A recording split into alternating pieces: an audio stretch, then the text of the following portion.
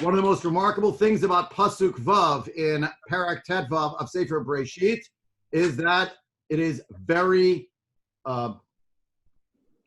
rich as a Pasuk, leaving lots and lots and lots of opportunities for interpretation.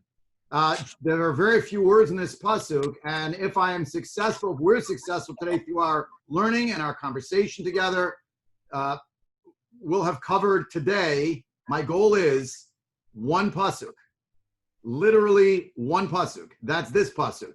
Now, this is an incredibly significant pasuk, as I'll explain momentarily. But more than that, it is incredibly ambiguous and therefore rich for interpretation. What I want you to ask yourself as we're going through this and learning it is, would you have preferred if the Torah was more clear and direct, or are you happier after, if that's the right word, are you more satisfied or feel that there's a deeper sense of meaning and purpose in this pasuk, having more possibilities for what it might mean?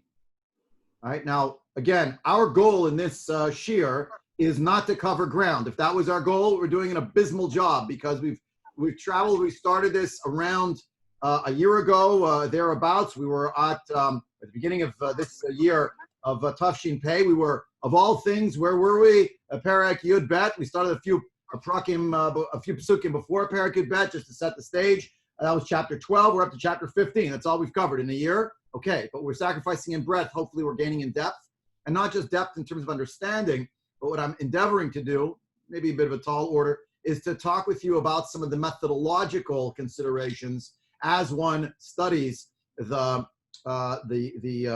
Torah, learns the Torah Shebichtav inside, and tries to understand it in its complexity.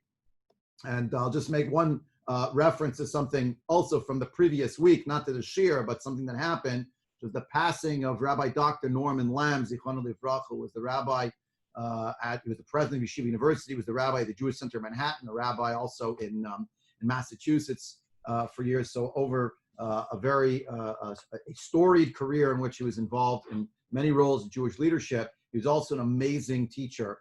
And I just this past Friday gave what you could call maybe some kind of rudimentary hesped, a eulogy in some way, as far as what he meant to me as a rabbi studying at Yeshiva University, how indebted I feel to him on so many levels.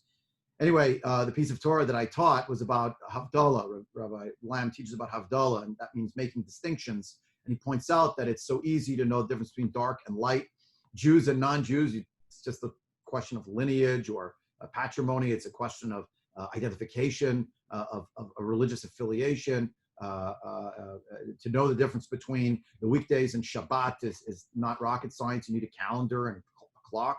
But he talked about the idea that Havdalah, being able to discern things, is really so much more complex when you see the world not just through the prism of black and white, but through the prism of complexity. And you can see many different shades and hues of color. And that means that making distinctions becomes much more complex and nuanced and demanding, but hopefully in the aggregate, it is more enriching as well. With that in mind, and I'll say I'm dedicating the learning Lili Nishmat, Rabbi Lamb, we'll look at Pasuk Vav. Recall that what we saw previously is an unsure Avraham Avinu. He seems to be afraid, in fact. That's why God reassures in the beginning of Parak Tet Vav, chapter 15, Al Tira, Avram, I'll be your shield. I'm with you. You have a lot of reward. Two psukim from Avraham Avinu in which he expresses, call it, doubt about his worthiness. He's not doubting God. And we'll see, I'll explain to you why that is momentarily, a little later this morning, actually. But Avram says, Hashem Elokim, what will you give me? I'm still without anyone, etc. I have Damascus Eliezer, we talked about that. And the idea that he does not have actually progeny, and that he's concerned that it will be the people of his household, and he's not actually really going to have any biological descendants, genetic descendants. What does Hashem tell him? No, it'll actually be from you. You will actually have children from your progeny. Yotzei chalatzecha. It will happen.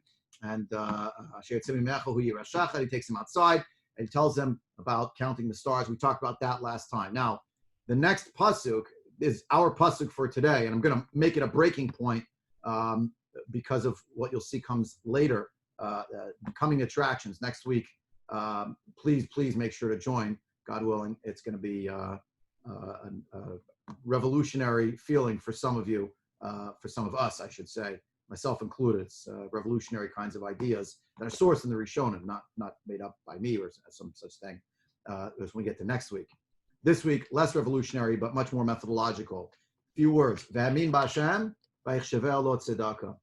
And he believed in God, and he considered it an act of righteousness. He considered it for him righteousness. So, and he believed in Hashem. Yeah, who's he? Right. That's a question. He believed in Hashem. V'amin b'Hashem. That one is probably easier to answer. He believed in Hashem. It's only Hashem and Avraham Avinu talking. But the second part of the pasuk is where everyone gets rolling. And there are questions about V'amin b'Hashem. But the second half of the pasuk, and he considered it for him an act of righteousness. V'achshaveh lo tzedakah.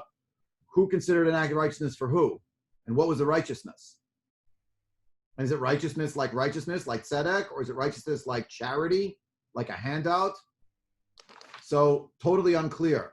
We try to start when we take our first steps into it by looking at the very first words that Rashi teaches. Why? Because Rashi is terse. Rashi is incredibly deep. Recall that there are, as our teacher, the teacher of our generation or past generation, but still our generation, Chama Leibowitz of sacred blessed memory, taught us that.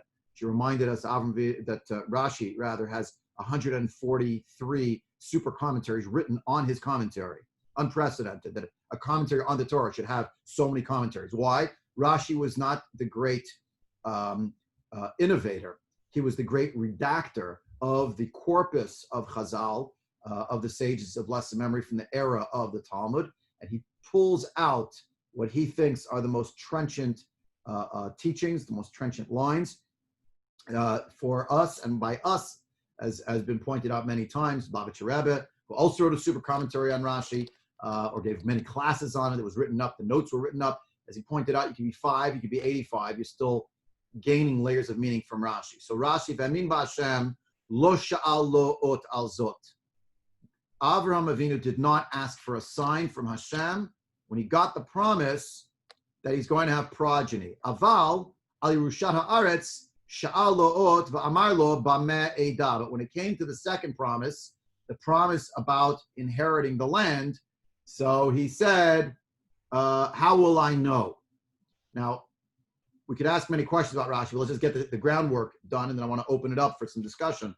What he's talking about is what happens in chapter 8. So if you keep reading after chapter 6, after verse 6, verse 7 and 8, you'll see it. Vayomer elav ani Hashem, Asher hotzeiticha me'or kasdim, latet lecha et haaretz hazot l'rishta.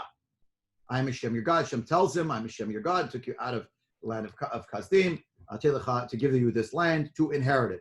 Vayomar, and the response is Hashem Elokim ba'ma eida ki rashena. Loosely translated, how will I know that I will inherit it? So next, Vayomer elav v'cha li egla mishlosh. That's what is going to be happening next, is the covenant between the parts, the brit ben habitarim. These animals are taken and they're slaughtered, they're cut in half, and Avram will pass it. We're going to learn it inside. That's the covenant between the parts. Hashem makes a covenant with him. So let me ask you now. I'm opening it up on our pasuk of Rashi right here. Avram Avinu did not ask Hashem for a sign that he will have children. He didn't ask him. So how will I know? He got the promise and he accepted it. And then when you get to pasuk Chet, he's asking, so how will I know? And that's with regard to Yerushat Haaretz. Remember, there's always two promises that we talk about with Avram Avinu. One is progeny, the other is the land. And the two are inherently related to each other. Look at the beginning of Parshat Lech Lecha, chapter 12. It actually says, to your progeny, I will give it. So you have to have progeny in order to receive it. Maybe progeny doesn't literally mean progeny, it means spiritual progeny. No, literally, there's going to be progeny. Oh, that's the first promise. Great. Second promise. So how's that going to happen? How will I know? Oh, how will I know? Take this, take that, open it up. We're going to walk through symbolically the parts. And by the way, your children will be slaves in a land that is not theirs for 400 years. And that's how you'll know. Yadoa Teda. And the verse is further along. That's what we know. No, you shall know. Verse, where are we here? 13.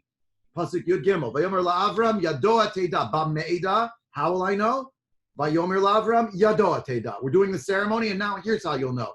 For your children will be strangers. Your progeny, rather, will be strangers in a land that is not theirs. They'll be enslaved. They'll be oppressed for 400 years. And that nation will also be judged. And they will emerge from that slavery. And they will come back to this place. Fourth generation return to this place. That's how you'll know.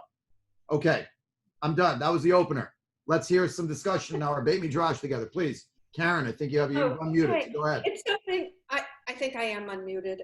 Yeah. Something I never thought about before, but in these early verses about Avraham, he's questioning Hashem all the time. Hashem says something and he's got a question back. How will I know?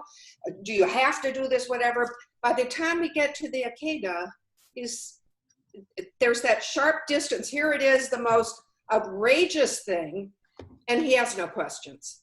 His faith is deepening step by step, is it not? Am I reading it right?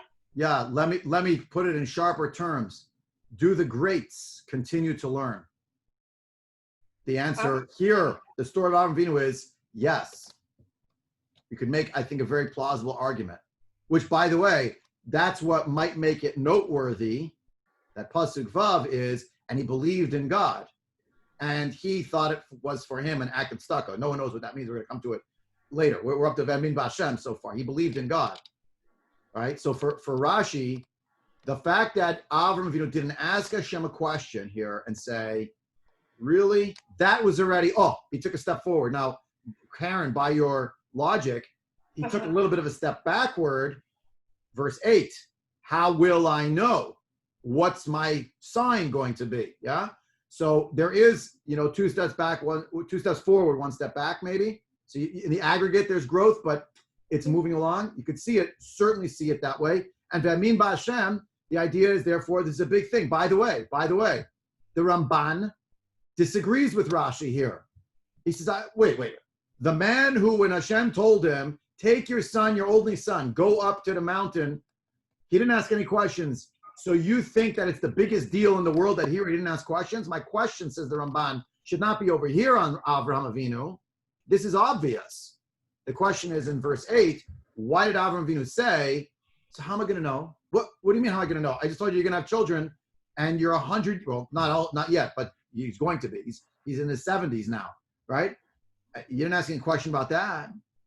Which is more likely, that you're going to have children or that you're going to inherit the land? If you believe me that you're going to have children, which is by the natural order of things far-fetched, but that was the whole point of go count the stars and here's your promise, etc. Okay, so you believe that. Fine. So unlikely that therefore that progeny will get a land. If you could do A, and A is really astronomical from the perspective of the natural order. Piece B, that you have children, they grow and they have tribes and they conquer a land. Could be. So Ramban says, I don't know what Rashi is getting on about here. I mean, this is my language. Ramban never spoke so irreverently chas v'shalom about Rashi, but he says like I don't know what's he trying to say. Okay, Shelly's waiting. I think I saw Leah had her hand up as well, and so let's hold half a sec. Shelly first, and then Leah, and we'll go from there. Shelly, go ahead. Okay. He's been dealing with the land, not with the kids. To me, it makes a lot of sense that he's got faith with that. If he's going to have faith, he's going to have faith with the kids. He gets to the land after he goes. There's a famine. He doesn't ask God. I don't agree with Karen that he asked God everything in the begining. He doesn't ask God what to do. He goes down to Egypt. It doesn't go all that well. He manages to get back. Then there's a business with Lot being taken. He wins this huge battle going up to Damascus, right? He wins the battle. He wins the battle. He's all the way up here. Winning a battle in those days should have made him the king and the head of the land. It doesn't. Therefore, he's asking, how will I know when I inherited this land? I get here, there's a famine. I'm walking the land like you tell me to. It's not my land. I go, I get my nephew back. I win this battle. Because of you, I win this battle. It's still not my land. How will I know it's my land? Okay. I didn't ask Really, I the love that. questions before, so now I'm Karen's going to getting a ask right the of reply for sure on this, by the way. I'm giving Karen a right of reply, but point well taken. There were no ups and downs about the progeny piece. It hadn't happened yet. But with the land, he got the promise, it didn't work. The promise didn't. Okay. Karen's just nodding her head. I guess she agrees there is something to it. Over to you, Leah. Okay, I have an entire different take on it. Am I on? Can you hear me? We hear you loud and clear. Okay. Go ahead. I have an entire, maybe it's a more modern take on it. Forget about the faith. Something unique is happening in history. A people is being formed, not a faith. That's why I don't like Shelley's thing about the stars. We are not a faith. We are a people who has a faith, who has a religion. The national component is of it. important. The national. You can't have a people without a land. It's part of it. This is going to be a unique thing in history. A people with a land is not unique, but a people with a land that no matter where that people is going to be, is going to share the same culture, the same faith, etc. This is a unique thing in history. Were you ever involved in Hadassah or another Zionist organization? Was I what? Ever involved in Hadassah or another Zionist organization? Yes, of course. It was a leading question. I know you are. I always look at everything from a Zionist. I know you are, and I think you're not contradicting what Shelley's saying, though. The point is, what we keep seeing, it's a double helix.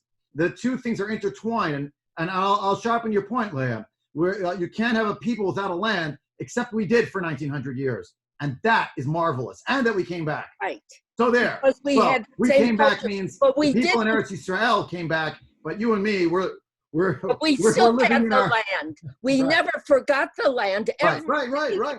Every day we talked about but the vehicle to do that was actually our religious faith. Absolutely. Was our sense of covenant peoplehood. Yeah, for sure. I was just going to say, you and me were sitting pretty over here in North America. We're saying we got back to the land. We should just put a little asterisk. The people in Israel who would watch this would be chuckling, throwing their heads back. Oh, yeah, you got back to the land in Chicago. Right. Anyone's listening here in Florida. Oh, yeah. But as a people, that's still true. The culture doesn't last without the religion. Yeah, it can 100%. go 1 or 2 generations 100%. and then it dissipates. Look at where we're up to. Shelley, you want to reply? Yes, we're back. In that time, it wasn't unique. I mean, in every people, anything with a country had a culture, their own religion, and the land. Now, I think that what Leah says is a good reason why God is going to tell Avraham that his kids are going to be enslaved for years later, because that's going to foretell that you won't necessarily always be in the land. The whole idea in pagan times is if you're not in the land, you don't have that religion, you don't have that peoplehood, you don't have that culture. So God's going to say, this is going to happen, but it's not going to be the end. You're not always, the ideal is to be in the land, but you aren't always going to be there, but you are always going to be a people, a faith, a culture. The whole beautiful thing. Summation. Thank you so much. And look at that it says, oh, Debbie's next. Hold on, I'll take you in a second. And this is what makes the idea of how powerful Avinu's emunah in Hashem truly is. V'amin b'Hashem, he believed in Hashem, just on that promise that the progeny will happen even as, and that's where you see in a way where he says, talking about the land, Karen was pointing out that the fits and starts. Or rather, Shelley, you said it. He came to the land, he left the land. He came to the land, he left the land. He fought a war, still wasn't the king of the place. He went, right? And there he says, well, how am I going to know? So what's Hashem telling him? There will be a time where you will be far away from the land. But you'll still be thinking about the land. You'll still be connected to the land and related to the land, and you'll come back to it eventually. And right? Debbie, go ahead, please. You're waiting patiently. Sorry. So there's a couple of, our sitting in Chicago is one thing, but there's better examples. The Jews in Ethiopia who kept their religion and believed in it until they were rescued by, it actually did a lot of research in college on them. I just recently found out about a small Jewish community in Uganda. And actually, Rabbi Shlomo Riskin is going down there to because they're Orthodox. So I think, like always, that Avraham is I actually agree with Karen, that Avraham is our role model on how people start out and where hopefully they wind up in believing in Hashem. And of course, the ideal is to be in Eretz Israel, but there's so many examples, both historically and contemporary, like the two I just referenced, of people hanging on, literally, to the religion because their belief is so strong. Oh, thank you. Much appreciated. That's great points. Great points both. Thank you. So with that in mind, let's move to the next piece of this, which is trying to understand sort of a few deeper levels of what's transpiring. So the idea of Avraham Avinu being praised for his emunah, the Radak writes, is what he's wondering. Avraham Avinu was wondering initially was not the question ever of whether he would have children. The Radak says his only question that he had a doubt about was, will it actually be genetically my progeny? And Hashem just clarified that for him, and he believed in Hashem about that, even though with every passing hour, day, month, year, decade, he's getting older, and it's harder to keep saying that promise is in the offing since he is getting on in years, as is his wife, and he's thinking, when is this going to happen? And in that, that was what the mashal of the stars is. He showed him this in a prophetic manner. So now he believed in Hashem without any questions. What's interesting is, why did he believe in Hashem? According to the Radak, Hashem showed him the sign already. What was the sign? Check out the stars. I promise you, just as the stars, right, are so numerous, your children will be like that. We talked last time about what like that means. So the idea of Amin B'Hashem for the Radak is actually, he's just wondering about that detail about progeny. He'd already gotten the promise, beginning of Parshat Lech Lecha, you will have progeny. He didn't doubt that. And I guess that the Radak sort of plays to the idea that also with regard to the land, unlike the progeny piece where nothing had come to be yet, in the land discussion, it came, it went, it's sort of oscillating back and forth. Now, there are those who sort of theorize. I don't know what the word is. That's their concept. The Abarbanel writes it this way, and I have it here in the Ultima Parshiat Torah, because looking up the Abarbanel, it's pages and pages and pages of essays. But the Abarbanel has a few approaches, and one of them is that when it says V'amin B'Hashem, it's not about what happened a minute ago. V'amin B'Hashem, he believed in God, is a general statement. Avinu believed in Hashem, even when he thought to himself, gee, I may never actually have children, and I'll just give everything over to domestic Eliezer. He still believed in Hashem. And this is sort of a summation on the past, even notwithstanding the promise that has come forward right now. When he said, Ein lino atata zari, you never gave me progeny thus far, it means that I think that maybe it means I'm going to give it, I'm not going to really live to give it over, even if I have the progeny. The Abarbanel says it a little more sharply. He says, if Avraham Avinu is very old when he has a child, then he will die when the child is very young, and therefore that child will not truly inherit him because he will not have really given him whatever he wants to impart to him. He'll bequeath objects, but not values, etc. So the idea that he's being told, no, that your own progeny will inherit you, it doesn't mean your wealth. It means your spiritual wealth, etc. You know, it's a beautiful idea. Or the V'amin B'Hashem v'chshavelo tzedakah is, with regard to these children, is to read it as, and this is really fascinating, V'amin B'Hashem v'chshavelo tzedakah, and this is like way out there. This is the Abarbanel's second interpretation. He says, do you know, you read this verse? Read the verse before it. God said to him, God took Avram outside, told him, look up to the sky, count the stars, if you can count them. And then Hashem told him, after that pause, so will your children will be. So will your children will be what? Well, I always thought it meant as numerous as the stars, or something related to the stars. The Abarbanel says, you should keep reading. So will your children be, like it says in the Chumash, colon.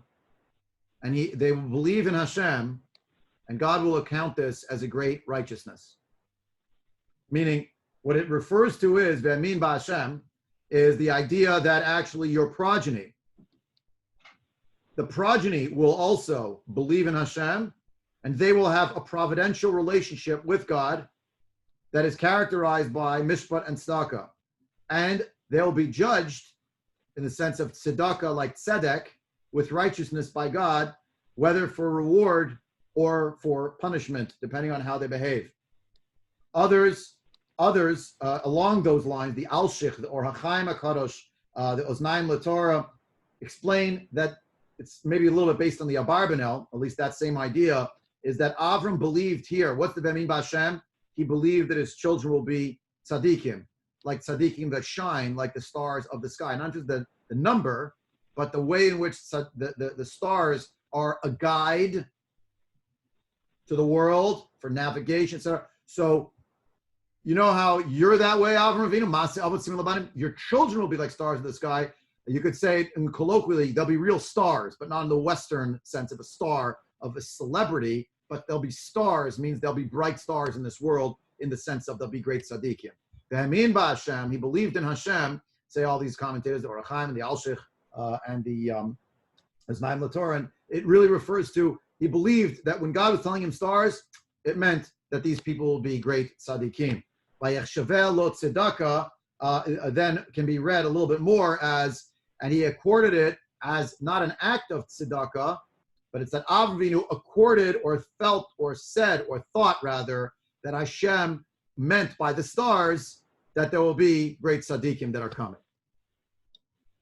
And who's ready? Helen, go ahead. I got one complaint. Back Just to one? the conversation that Sarah had with Avraham when she told him to get Hagar. Not yet. That's next chapter. Chapter 16. We're in 15. Don't forget. Okay, but wherever it is, what was his response? And why wasn't the star picture given at that moment before they agreed to take on Hagar? Well, the Hagar story, you're right. That's coming. It's chapter 16. And I guess you could say that story is also a bit of a question on what happened just now. Hashem promised him you're going to have progeny. Hashem did not tell him now in chapter 15, from anything we saw, that his wife would be Sarah. It doesn't say. It just says, you will have these children. And that works with a remark that Shelley made earlier, that stars may be referring to some of the other peoples that came out of Avraham Avinu. I'm not sure I wanted to go as far as Shelley was suggesting with what the symbolism might be, but certainly in terms of Av Hamon Goyim, a father to many nations, the Avraham Avinu was the father to many nations. So you have this idea that he's wondering, and that's chapter 16, why I got the promise. How come Sarah wasn't mentioned? It's only in chapter 17 Hashem's going to enlighten him and say, Kibi Yitzchak, that Sarah is the one who's going to have the child. Child will be called Yitzchak, Kibi Yitzchak, Kar Lechazar, that's going to be your progeny. So that he only finds it out later. He doesn't know that yet. I don't know. Yishmael is not a poster boy. No one's claiming that he is. But he could have been, and that's part of the tragedy. Shelley, your turn. Why doesn't, to Helen's point, why doesn't God speak to Sarah? Because she's also, if she's a full partner in this, then why doesn't he reassure her? Because that would have stopped. He does speak to her. When? It's beginning of Parshat Vayera. Okay, but that's later. Why? I mean, if she had heard this with Avraham or had her own prophecy, she may not have dragged in Hagar. She may have. It's not necessarily a matter that. Yeah. Okay, you're taking me to chapter 17. Your point is well taken. I admit, mea culpa. I should have said it earlier. We'll get there in chapter 17. At the end of chapter 17, the Ramban will say the different the relationship that Avraham Avinu had with Hashem, that Sarah had, that they had together with HaKadosh Baruch Hu, and the idea that she was her own person, she was actually greater in Nevuah. We'll get to it. You could say the immediate answer, which is not a full answer, but the sort of the simple, direct for now, because we're in chapter 15, is Avram prosecuted the war. Avram is nervous. Hashem reassured Avraham. Now Now, why didn't Hashem at the same moment say to Sarah Imenu, Sarah, and it's going to be you? Nistara Darkei Hashem. The ways of Hashem are hidden from us. We'll go with that for now. I think there's much more to it. We'll see in chapter 16 and chapter 17 other dimensions, by the way, of greatness within these Gedolei Olam, Avram and Sarah, etc.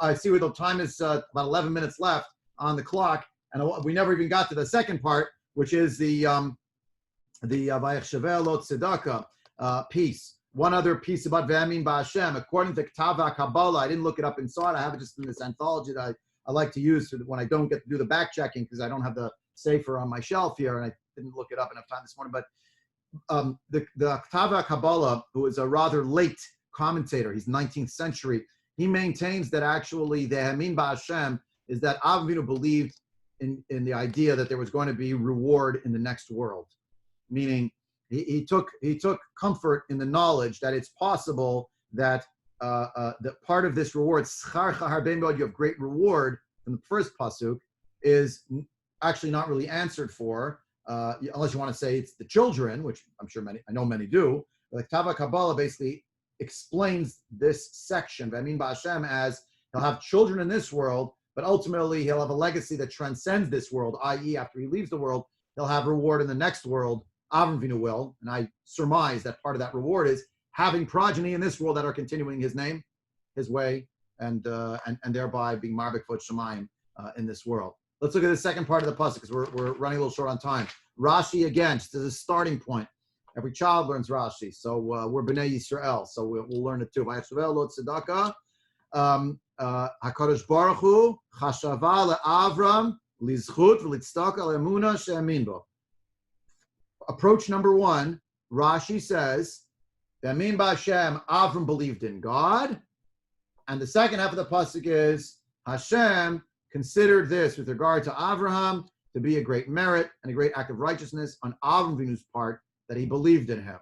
Right after you read those words, you see that it says, Davar Acher. So we've learned about this a few times now since we started. The fact that Rashi reaches for a second interpretation, Davar Acher, so explains Nechama Leibowitz and others, is already an indication that there's some inherent weakness or instability in a way, or a way in which the answer answers the answer that Rashi provides gives you a partial answer to your question, but there are still good questions you could ask, and those questions would be better than the answers. So in other words, the pasuk is ambiguous. Hashem told Moshe Rabbeinu to write it this way, so it's written this way on purpose, right? And he accorded it to him as righteousness. So Rashi says, and Hashem accorded it as an act of righteousness to Avinu that believed in him. Davar acher, another approach. Another approach means it's not the first approach, it's another approach. Bameh eda lo sha'al lo ot. Avinu here in verse 6 did not ask, how will I know? He didn't ask for him for a question, for a sign rather. El amar lefanav, but rather, what was he asking for later on? Verse 8. When he asked Bameidah in verse 8, Lo sha'al ot, he did not actually ask for a sign. El amar lefanav hodi'eni be'ezeh zchut yitkaimu ba banai amar l'kadosh baruch hu b'zchut hakorbanot. So, second interpretation of Rashi is, here's how you read the pasuk. Avinu believed in God, and later on when he will say, and how will I know? He wasn't asking God, how will I know the promise will come true? He was asking, how exactly will my children merit this second promise? The first promise that you gave me, I don't have to do anything. You just promised it to me. That's great. But the second one, I know that being in the land is somehow tied to some kind of merit. What's the merit? So what does Hashem tell him? In the merit of the offerings. And here, let me show you, that's taking the animals and splitting them apart. And Avram will go between, the fire representing God, a pillar of fire will go between. So the second rendering just says, look, the idea that there's a contrast between verse 6 and verse 8, it's not really compare and contrast. We're not really praising Avram Avinu here that he had so much faith for this part of the promise, but less faith for the other one, less faith, or faith that wanted trust but verified. Rather, the first one, it was obvious. God told him, you're just going to have children, and it's a done deal. But as soon as he told him about the land, he said, wait a minute, how do I know that my children, after I'm no longer in the world, because they're coming into the world, that's biological, fine, they're here. How do they stay on the land and not be exiled from the land? That's korbanot, that's offerings. So the second rendering sees the first verse, this verse 6, pasuk vav, and verse 8, pasuk chet, as really a continuity one to the other. But how Avraham doesn't have to ask, and what merit am I going to have children? Hashem just told him the merit is you have a lot of reward for all the good things you've done. Great, so I've spent my chips for that. How will my children continue to merit staying in the land? Bameh eda ki rashena means tell me how they can stay in the land. Answer, says Hashem, based on the Gemara, by the quoting the Gemara and Tani, they should offer offerings to Hashem. Now, does it literally mean just a factory of an abattoir and burning animals? Of course not. Of course not. That's a symbol of the sense of connection to Hashem. It's an act, I'm not saying the korbanot don't happen, chas v'chashalom. The point is, as the prophet Yeshayahu will scream at the Jewish people in the first chapter of the book that bears his name, the name of God, Lama li rov zivcheichem, what do you give me so many offerings? So the people are, lying, cheating, pillaging, stealing, murdering. There's corruption everywhere to the highest levels of government. Oh, we gave all the korbanos. We gave to the appeal. And the Navi is saying, you're betraying the whole point of why you're giving the korbanot, which is to show that you're relating to HaKadosh Baruch Hu, you're following the mitzvahs, that morality is the given in the problem, not that it's going to be a separate magisterium from the service of Hashem. So, but Avraham Avinu is hearing now from Hashem, what's the merit? The merit is they'll continue to serve Hashem through korbanot, but korbanot, of course, again, as the Sin Yud Aleph, the climactic element of worship, not as the surrogate for a service of a Kadosh Baruch Hu. Now, not everybody agreed with Rashi, the first rendering here, that God thought that it was an act of righteousness by Avraham Avinu. In fact, it was about this that the Ramban was. This is how he had poked a hole in what Rashi said. He said the same man who's going to go sacrifice his son without raising any hackles, so he has to be praised that it's a great act of tzedakah. So the Ramban says, I disagree. He says, what I think, ki yomar she'amin ba'Hashem v'chashav ki b'tzidko shel HaKadosh Baruch Hu yitain lo zera al kol panim. The word tzaddik is someone who's righteous. Tzedek is justice. But the idea of something that has an element of tzedakah is also something that has to do with something that is steadfast. The tzaddik is consistent in their righteousness. The act of tzedakah is building more consistency in a social vein where there was inconsistency in terms of incongruity of wealth, poverty, etc. So the Ramban says what I think is going on here is V'amin ba'Hashem, Avinu believed in God, and he considered this an act of tzedakah on the part of Hashem, meaning a display of the righteousness of God. In his righteousness, he will give me children regardless of what happens next. Lo b'tzidkat Avram v'yischaro. And God will give it to me as an act of tzedakah and his faithfulness, but also regardless of whether I, Avram Avinu, deserve it. Even though Avram Avinu was just told by God, you have great reward, but he was still worried. What was his concern at the beginning of the parak? Maybe I have too many sins. Maybe I'm going to get punished. Maybe I don't have credits left to spend. Hashem tells him, no, you have a lot of reward. So here, according to the Ramban, Avram Avinu believed in God. There's no change in the subject here. Avram believed in Hashem, and he considered what Hashem had just told him to be a display of Avram Avinu's of Hashem's tzedakah. He's going to give it to me. B'tzedek, he's a tzadiko shel olam. He's consistent. He's going to put it right through. And even though the initial way of viewing it perhaps was in fact that he was worried about some kind of sin, undoing. Again, the sin of, we talked about it, the moral injury, having killed these people, maybe there's a righteous person among them, different views, Rashi, the matters, etc. Nonetheless, here he realized that he got a promise that he should not be afraid of any sins that he may have. Regardless, he's going to get the children. He believed that it was correct and God was going to do it, and God was not going to undo what he had promised. By the way, the Ramban says there's another possibility. Or it could be that Avinu believed that his children will inherit regardless, inherit the land. And Kadosh Baruch Hu chishev lo ha'avtacha hazu shetichot tzedakah ki b'tzidkat Hashem yaseh kain. God accorded the fact that Avraham Avinu believed in him. God accorded it as an act of tzedakah.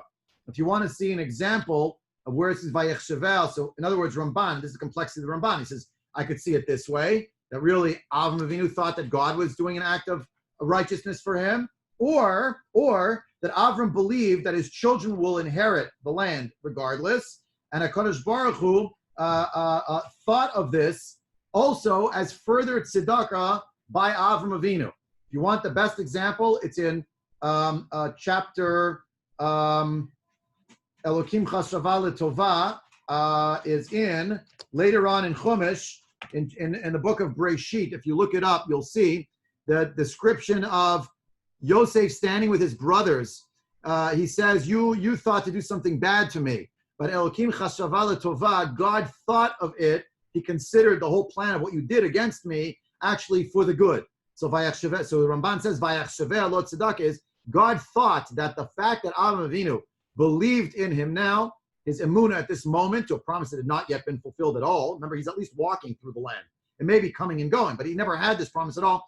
God thought of this as a great tzedakah on the part of Avraham Avinu, that he was steadfast in his emunah.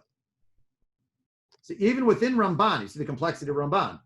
Rachshavel tzedakah is either God, Avraham Avinu thought that God had a great tzedakah coming. He thought that this promise was itself a great tzedakah, and he had total faith that it was going to happen. Alternatively, the idea that Hashem thought that the fact that Avraham Avinu was so steadfast in his faith was in and of itself tzedakah. Tzedakah not like a handout, but tzedakah in the sense of being steadfast and the like. Now, you're left. You're finishing now. We're finishing the shir. Okay, well, what do the words mean? Tzedakah. The Torah did not tell us. I would submit to you, the Torah didn't tell us deliberately, so that you can leave this shir and say, I like that one better. I like that one better. This one speaks to me more. This one speaks to me more. More layers of meaning within the same thing. Now, since we live in the postmodern era, and maybe I'm a child of our time to some degree as well, in a positive sense. Usually I take it in the more pejorative sense, the postmodern moment. But could both of these be true? Could the multiple meanings be true? I would submit to you, absolutely. In the not knowing, there's the greatness. It could be this way, it could be that way. Choose, or how about you don't have to choose? They're all true. Each one in their own way. There are other mefarshei mikra of other ideas about how to understand this, but we're out of time, so I don't want to go down that road. You have here Rashi, Ramban, even within Ramban, two ideas, and the idea that Rashi himself was the split, the davar acher. The first half was contrast pasuk vav, where he believed in Hashem, versus the later pasuk where he said, "So what's the sign?" And the varshavel lo tzedakah is that Hashem thought, with regard to Avraham Avinu, this was a great zchut on the emunah that he had. By the way, that's more like Ramban. Ramban's second answer is kind of like that first approach in Rashi. Alternatively, B'me'idah is the idea that there is somehow a feeling in Rashi that he wants to know this one is going to happen no matter what. Great, that's just on me. But what's going to happen with my project? How will they continually renew the sense of connection with Hashem? And he tells them, let's do the korbanot as such. Okay, 10:03. We got to end right now. Thanks very much for joining. Much more to think about and to do, but we're done for today. So have a great day, and God willing, please feel free to join. Tonight's already the Gemara Shir, sort of in the middle, off to the races, 27 pages in. But join me tomorrow morning, 9 o'clock for Soul the Sitter. Thursday, 9:15 for Navi, 9:30 rather for Navi. Have a